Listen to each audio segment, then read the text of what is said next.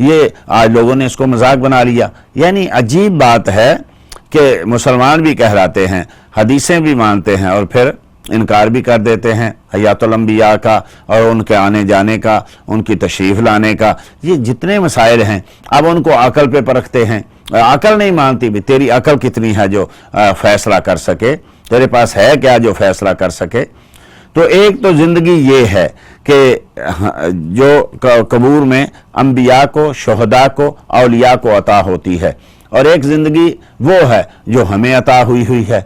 अब ये कि हम दीवार के पीछे नहीं देख सकते, हम यानी बगैर किसी जहाज़ के किसी जगह जल्दी से जा नहीं सकते, लेकिन अल्लाह जल्ला मजदूर ने उनको इन चीज़ों से जो है भरी कर दिया। वो इन कई जहाज़ों की रफ्तारों से ज़्यादा रफ्तार से चलते हैं। यानी यहाँ से मुस्तफ़ा करीम चले और बैतुल मक़दस पहुँचे, बैतुल मक़दस से आसमानों पे, आसमानों से सिदरतुल मुंतहा, जन्नत, अर्श मुअल्ला, लामका, और वापस आए तो अभी तक वो दुनिया वैसी की वैसी थी, अभी तक वो बिस्तर गर्म था, अभी तक वो टहनी खजूर की हिल रही थी। तो ये सारी चीज़ें, ये उनकी रफ्तार है। एक हमारी रफ्तार है, एक उनकी रफ्तार है। तो उनकी रफ्तार, वो जो वहाँ से गए और वापस आ जाएं तो किसी को पता तक नहीं चलता। तो अगर किसी अपने उम्मती पर करम नवाजी करें या किसी जगह तशरीफ़ ले जाए तो इसमें क्या हरज हो सकता है। हाँ, ये कि ये हमारी अकल से बड़ा चीज़ है। हमारी अकल जो है इतनी नहीं है कि उनकी अज़मतों को समझ सके, उनकी मार्फतों को समझ सके। आज तो हम यहाँ बैठे इन चीज़ों को नहीं समझ पा रहा जो अंग्रेज़ ने हमारे सामने बना के साइंसदानों ने रख दी हैं। उनसे काम तो ले रहे हैं लेकिन समझ नहीं पा रहा है। हमारी अकल से वो बड़ा हैं, तो वो तो मुस्तफ़ा हैं सल्लल्लाहु ताला अलैहि वसल्लम, जिनको रब करीम ने कायनात में जो कुछ भी दिया, जितना कुछ भी दिया, ये एक कतरा भी नहीं है जो रब करीम ने अपने मुस्तफ़ा करीम सल्लल्लाहु अलैहि वसल्लम को अता फरमाया। ये एक ज़र्रा भी नहीं है जो मुस्तफ़ा करीम सल्लल्लाहु ताला अलैहि वसल्लम की को रब करीम ने अज़मतें अता फरमाई हैं। ये सारी कायनात मिल के भी वहाँ उनकी गर्दे राह को तो नहीं छू सकती। तो हमें यकीन रखना है कि जैसे हम इन चीज़ों पे यकीन रखते हैं कि ये चीज़ें तस्बीह बोलती हैं, हमें सुनाई नहीं देती, इसलिए मुस्तफ़ा और अंबिया और औलिया की हयाती है, हमें शऊर नहीं है, लेकिन वो ज़िंदा हैं। वो जहाँ चाहें तशरीफ़ ले जाएं, वो जो चाहें करें। रब करीम ने उनको ये सारी चीज़ें अता फरमाई हुई हैं, उनको आज़ादियाँ दी हुई हैं, उनके ऊपर करम नवाजियाँ की हुई हैं। अब हमारे इल्म में नहीं है, या हम सुनते नहीं, या हम जानते नहीं, तो हम जो जानते हैं उन पे मजाक करते हैं। मजाक हम पे होना चाहिए था, लेकिन हम उन पे करते हैं। कोई कहे जी मैंने रोज़ा रसूल से आवाज़ सुनी, जैसा हज़रत सैयदना सईद इब्न मुसय्यब रज़ी अल्लाह तआला कहते हैं, 3 दिन मैंने रोज़े शरीफ से अज़ान और कामत की आवाज़ सुनी। अब सही हदीस है, सनद सही है, लेकिन जो नहीं मानना जिन्होंने, वो कोई ना कोई उसमें से यानी निकाल लेते हैं। भाई जब तुम हयात फिल कब्र के कायल हो तो फिर इससे क्या इनकार है। तो वो कहते नहीं जी वो और ज़िंदगी, हाँ ज़िंदगी तो और है, ज़िंदगी तो है ना, हयात तो है ना। अब ये कि उसकी नौ कैसी है, उसकी किस्म कैसी है, इसको छोड़िए, ये बात के मसले हैं। पहले ये है कि ज़िंदा हैं। अब वो ज़िंदगी अगर मेरी और आपकी समझ में नहीं आ रही तो उसकी ज़िंदगी का तो इनकार ना करें ना।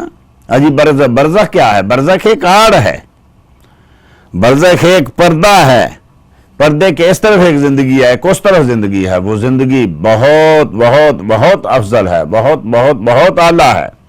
एक ज़िंदगी ये है हमारी जो एक किस्म के कैद खाने में है, अपनी मर्ज़ी से हम क्या कर सकते हैं, कहाँ तक जा सकते हैं, चंद चीज़ें, कहीं यानी थोड़ी सी मर्जी चलती है, आगे अल्लाह की कुदरत, आदमी वहां मजबूर हो जाता है। तो ये आयत करीमा हमें बता रही है भाई तुम सुनो ना सुनो, तुम जानो ना जानो, अकीदा रखो, ईमान रखो कि ये सारी चीजें रब की तस्बीहात बोल रही हैं। सुनने वाले सुनते भी हैं, जानने वाले जानते भी हैं, कलाम करने वाले कलाम भी करते हैं।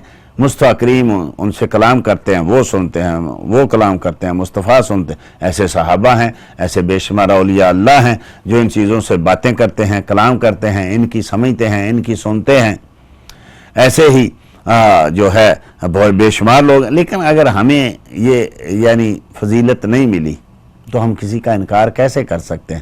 ہمیشہ اپنے آپ کو ملامت کرنی چاہیے، اپنے آپ کو دیکھنا چاہیے کہ بھئی میں چونکہ اس علم میں نہیں پڑھا، میں اس روحانیت کے علم میں نہیں پڑھا، اس لیے مجھے علم نہیں ہے۔ آپ کسی پہ اعتراض کیسے کر سکتے ہیں؟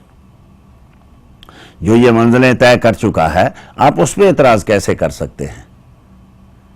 مشہور واقعہ صحیح سند کے ساتھ امام ابو نعیم نے اور دیگر محدثین نے جو ہے امام لالکائی وغیرہ نے اس کو نقل کیا کہ حضرت ثابت بنانی رضی اللہ تعالیٰ عنہ، یہ حضرت انس بن مالک رضی اللہ تعالیٰ عنہ کے شاگرد ہیں۔ تو یہ ماشاءاللہ نیک لوگ تھے، کیا لوگ تھے، کیا ان کی زندگیاں تھیں۔ تو جب فوت ہوئے تو جب ان کے شاگردوں نے، جن میں حمید طویل وغیرہ موجود ہیں، سب نے دیکھا، جب دفن کیا تو ایک اینٹ گر گئی۔ اسی وقت جب دفن کر کے ابھی اینٹیں، ابھی مٹی نہیں ڈالی، اسی وقت دیکھا تو وہ قبر میں کھڑے نماز پڑھ رہے ہیں۔ سبحان اللہ! اور صحابہ اور تابعین ہیں یہ سارے، انہوں نے دیکھا نماز پڑھ رہے ہیں، بند کیا تو واپس ان کے گھر گئے، ان کی بیٹی سے پوچھا کہ کوئی خاص عمل جو حضرت ثابت بنانی کرتے ہوں زندگی میں؟ تو کہا وہ تو جب بھی میں نے دیکھا ساری رات وہ قرآن پڑھتے تھے، وہ نفل پڑھتے تھے، لیکن جب دعا کرتے تھے تو یہ دعا کیا کرتے تھے، باری تعالیٰ اگر قبر میں تو نے کسی کو نماز پڑھنے کی، چونکہ نماز سے پیار ہو گیا، محبت ہو گئی، نمازی آدمی جو صحیح نمازی آدمی ہے وہ کیسے، چونکہ اس کو پتہ ہے نماز میں وہ اللہ سے باتیں کر رہا ہوتا ہے، اللہ سے ہم کلام ہوتا ہے۔ تو جب جس کسی کو پتہ، جب اپنے محبوب سے آدمی باتیں کرتا ہے تو کتنا مزہ آتا ہے، ساری ساری رات لوگ گزار دیتے، تو جو اللہ سے باتیں کر رہا ہوگا کتنی لذت اور کتنا مزہ آ رہا ہوگا۔ تو پھر وہ بار بار ساری رات نفلوں میں کیوں گزار دیتے ہیں؟ اس لیے کہ اللہ سے کلام کر رہے ہوتے ہیں۔ تو اتنی محبت ہو گئی کہ کہا کہ باری تعالیٰ اگر تو مرنے کے بعد کسی کو اگر اجازت دیتے ہیں، انبیاء کے علاوہ، اس میں تو شک ہی نہیں ہے کسی کو، نہ کسی صحابی کو، نہ تابعی کو، نہ ولی کو، نہ عالم کو، وہ جو ہیں حقیقی عالم ان کو تو شک ہی نہیں کہ انبیاء اکرام علیہ الصلوۃ والسلام پڑھتے ہیں، تو اس میں تو ان کو شک ہی نہیں۔ کہا انبیاء کے علاوہ اگر باری تعالیٰ تو کسی کو اجازت دیتا ہے کہ وہ قبر میں نماز پڑھیں تو باری تعالیٰ تو مہربانی فرما، مجھے قبر میں نماز پڑھنے کی اجازت دے دینا۔ تو ادھر لوگوں نے دیکھا، ادھر وہ دفن ہوئے اور ادھر وہ اسی وقت رب کریم نے ان کو اجازت دے دی اور اپنی قبر میں کھڑے نماز پڑھ رہے تھے۔ تو یہ ساری چیزیں ہمیں بتاتی ہیں کہ لوگوں اپنے عقیدے کو صحیح کرو۔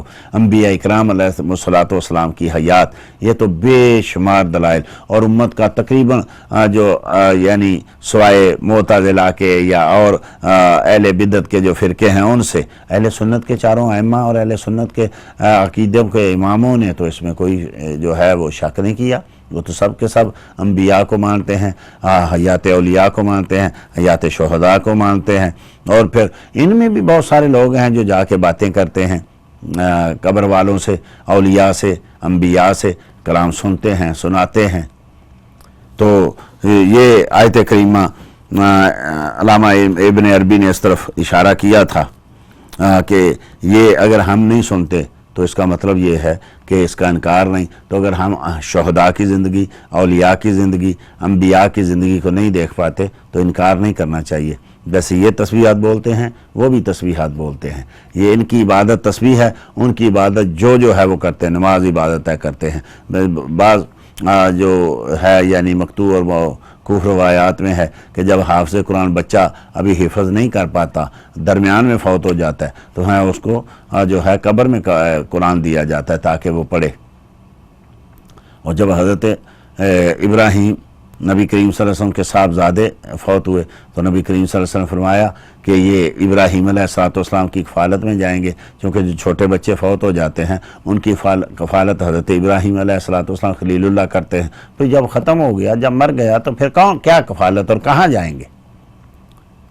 بلکہ یہ بھی عجیب بات ہے کہ یہ جو انبیاء اولیاء کی حیات کے منکر ہیں، حیات فی القبر کے منکر ہیں، جب دعا مانگ رہے ہوتے ہیں تو باری تعالیٰ ان کی قبروں کو ٹھنڈا کرنا، باری تعالیٰ ان کی قبروں، بھئی جب وہاں ہیں ہی ہڈیاں بھی بلکہ ختم ہو گئی تو قبر ٹھنڈی ہو یا گرم ہو کیا فائدہ؟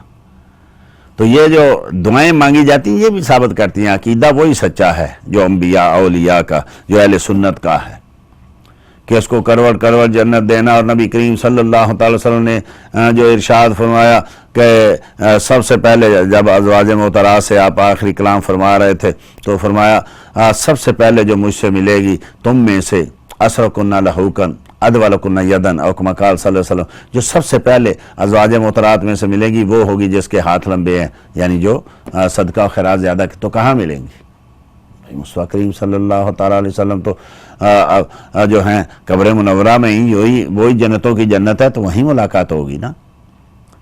تو اس لیے انبیاء کرام علیہ السلام زندہ بھی ہیں، ملاقاتیں بھی کرتے ہیں، بولتے بھی ہیں، جاتے بھی ہیں، آتے بھی ہیں، جو چاہیں کرتے بھی ہیں۔ رب کریم نے ان کو دنیاوی علائشوں سے پاک قرار دے دیا ہے۔ اب یہ کہ دنیاوی طور پہ آدمی وہ کھاتے پیتے کہاں ہیں، وہ یہ کیا کرتے ہیں، ان چیزوں میں ہمیں پڑھنے کی ضرورت ہی نہیں ہے۔ انبیاء زندہ ہیں اور ان کی پرواز جو ہے وہ ہماری عقلوں سے ورا ہے۔ جب ان کے غلاموں کا یہ حال ہے، حضرت جعفر طیار کو طیار کیوں کہتے ہیں؟ اسی کے جنگ میں ان کے دونوں بازو کاٹ دیے گئے، اور رب کا وعدہ ہے جو میری راستے میں جو چیز پیش کی جائے گی اس کو 10 گنا بلکہ 70 گنا بلکہ بغیر حساب کے عطا کیا جائے گا۔ تو انہوں نے 2 بازو دیے تھے، یہاں شہید ہو گیا، 2 بازو کٹے تھے، رب نے 2 بازوں کی بجائے 2 پر دے دیے، تو ان کو جعفر طیار کہنے لگے۔ فرشتوں کی سپیڈ سے، فرشتوں کی رفتار سے وہ اڑتے ہیں۔ تو یہ تو حال ہے خدمتگاروں کا، سردار کا عالم کیا ہوگا؟ جن کے غلاموں کا یہ حال ہے، اس مصطفیٰ کریم صلی اللہ علیہ وسلم کی رفتار کا کیا حال ہوگا؟ اس مصطفیٰ کریم صلی اللہ علیہ وسلم کی سماعت کا کیا حال ہوگا؟ اس مصطفیٰ کریم صلی اللہ علیہ وسلم کی بصارت کا کیا حال ہوگا؟ جن کے غلاموں کی یہ شان ہے، جو غلام فرشتوں کی رفتار سے اڑتے ہیں، وہ مصطفیٰ کریم صلی اللہ علیہ وسلم کی پرواز کا کیا حال ہوگا؟ تو ہمیں ان قرآن کریم کی ان آیتوں پہ غور و فکر کرنا چاہیے۔